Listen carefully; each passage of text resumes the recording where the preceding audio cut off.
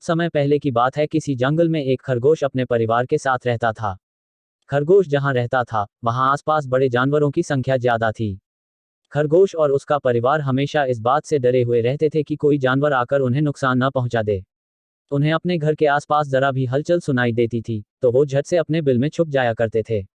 दूसरे जानवरों का डर उन पर इस कदर हावी था कि उनकी आहट भर सुनकर उनमें से कुछ खरगोशों की डर से मौत हो गई।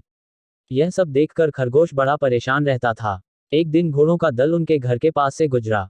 घोड़ों की आवाज सुनकर सभी सहम गए और हमेशा की तरह अपने बिल में छुप गए। डर से पूरा दिन कोई बिल से बाहर खाने की तलाश में भी नहीं गया।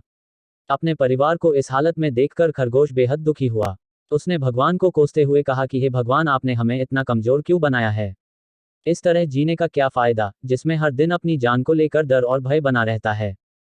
तभी सारे खरगोशों ने मिलकर फैसला किया कि हर समय डर और भय के चलते बिल में छुपकर रहने से अच्छा होगा कि सब मिलकर एक साथ अपना जीवन त्याग देते हैं। सभी खरगोश इकट्ठे होकर आत्महत्या करने के लिए नदी की ओर निकल गए। नियत समय पर खरगोश और उसका पूरा परिवार नदी के पास पहुंचे। नदी के पास कई सारे चूहों के बिल थे।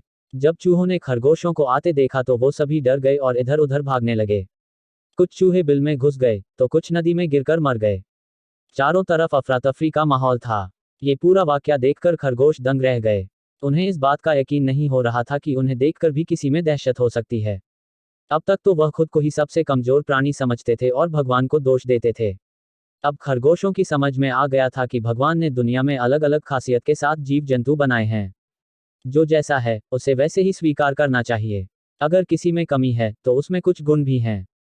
हर किसी में एक जैसे गुण नहीं हो सकते। ये समझने के बाद खरगोश और उसका परिवार घर वापस लौट गए। कहानी से सीख, प्रकृति ने सभी को शक्तिशाली बनाया है। बस फर्क इतना है कि सभी अलग अलग क्षेत्र में अव्वल होते हैं। इसलिए हमेशा कमजोरी से भागने की जगह उसे ही अपनी ताकत बनाएं।